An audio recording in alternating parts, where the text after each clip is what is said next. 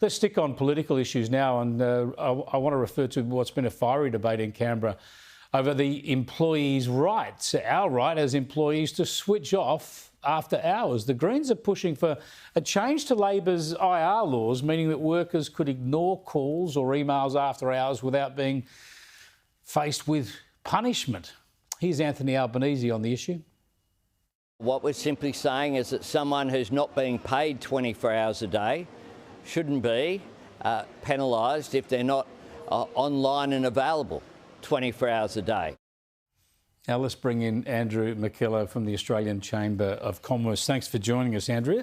Is it really workable for government to be sticking itself in the middle of this relationship, phone calls or emails out of hours between workers and employers? Do we need the hand of government in there?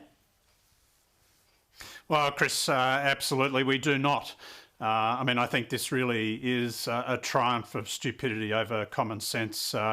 This is a bit of a thought bubble from the Greens, and really how it would work. The idea that we need to legislate for these sorts of things. Of course, it's obvious this should be something that is able to be discussed between employers and employees. Of course, in many enterprise agreements now, we are seeing that there are perfectly sensible provisions, arrangements for how these sorts of contact arrangements should be made. So we've got to get the balance right, but clearly there's no need for government to be imposing itself here with legislation, with penalties. That's ridiculous. This is what does my head in. Now, we all know there can be bad bosses and bad employees, and there'll be extreme examples of this, but they sort themselves out because people leave the job or whatever. But in the real world, there's never been greater flexibility in the workplace. So many people working at home, etc.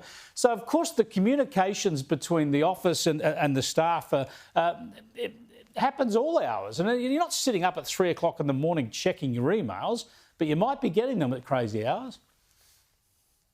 Well, look, I think this is the thing. The world of work is changing. We've seen huge transformation coming out of the pandemic and the response to that. Increasingly, people are saying that they don't necessarily want to be coming into the office or into the workplace set hours, 9 to 5, 5 days a week. They want some more flexibility.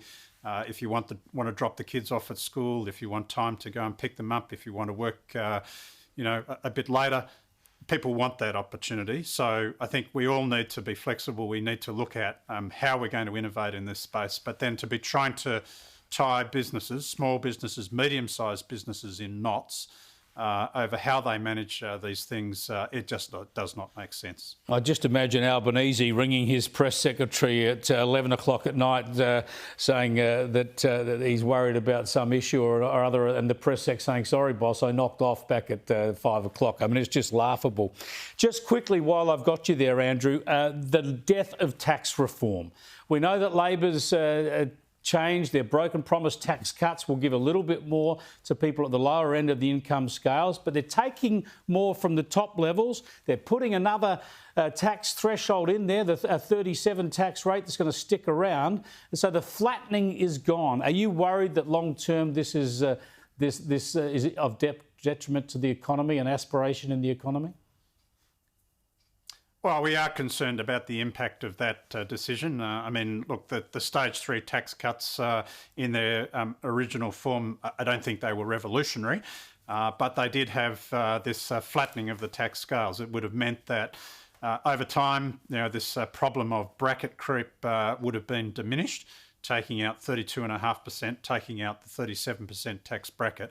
Now, by going back on that commitment, the government has made it much harder, I think, to contemplate some of the more difficult things that will need to be contemplated if we're going to make our tax system much more competitive. So I think that's a bad signal, and I think it will make it much harder if we're going to achieve some of the things that we really do need to look at if we're really going to try and make the Australian economy as competitive as it needs to be.